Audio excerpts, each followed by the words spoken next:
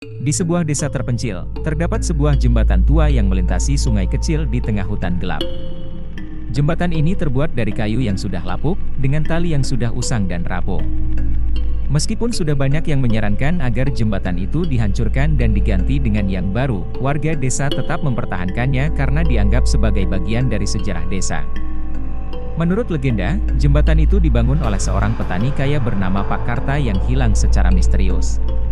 Pada suatu malam, saat bulan purnama, Pak Karta ditemukan tak bernyawa di bawah jembatan dengan tubuh penuh luka.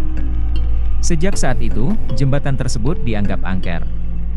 Banyak cerita yang beredar bahwa arwah Pak Karta masih gentayangan di sekitar jembatan, mencari siapa saja yang berani melintasinya. Suatu malam yang kelam, Rina, seorang remaja pemberani yang tinggal di desa itu, memutuskan untuk membuktikan bahwa legenda itu hanya mitos belaka. Bersama dengan 3 temannya, Dito, Sari, dan Arif, mereka berencana mengunjungi jembatan tua itu saat tengah malam. Dengan berbekal senter dan nyali yang besar, mereka berangkat menuju hutan. Semakin mendekati jembatan, udara terasa semakin dingin dan sunyi. Hanya suara ranting yang patah dan gemerisik daun yang menemani langkah mereka. Rina mencoba menguatkan hati teman-temannya, meskipun dalam hatinya sendiri dia merasakan ketakutan yang sangat besar. Ketika mereka tiba di jembatan, suasana menjadi semakin mencekam. Jembatan itu berdiri dengan angkuh di tengah kegelapan, hanya diterangi oleh cahaya bulan yang samar. Tiba-tiba, mereka mendengar suara langkah kaki di belakang mereka. Mereka saling berpandangan dengan wajah pucat, tetapi tidak ada yang berani menoleh. Langkah kaki itu semakin mendekat dan berhenti tepat di belakang mereka. "Siapa di sana?" teriak Dito dengan suara gemetar. Tidak ada jawaban. Mereka memberanikan diri untuk menoleh, namun tidak ada siapapun di sana. Ketakutan mulai merayapi hati mereka. Meskipun demikian, Rina tetap bertekad untuk melanjutkan perjalanan melintasi jembatan. Langkah demi langkah, mereka mulai berjalan di atas jembatan. Setiap kali mereka melangkah, kayu jembatan berderit seolah-olah akan runtuh. Di tengah perjalanan, Sari tiba-tiba terjatuh dan berteriak kesakitan. Ketika mereka mencoba membantunya, mereka melihat sesuatu yang mengerikan, sebuah tangan hitam muncul dari bawah jembatan dan mencoba menarik Sari ke dalam sungai. Arif berusaha menarik Sari kembali, sementara Dito dan Rina berusaha mencari cara untuk melepaskan tangan itu.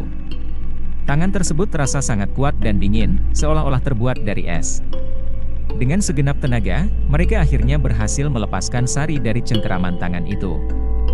Mereka segera berlari menyeberangi jembatan tanpa menoleh lagi. Setelah berhasil mencapai sisi lain, mereka beristirahat sejenak untuk menenangkan diri. Mereka merasa lega karena berhasil selamat, namun ketakutan masih menyelimuti hati mereka.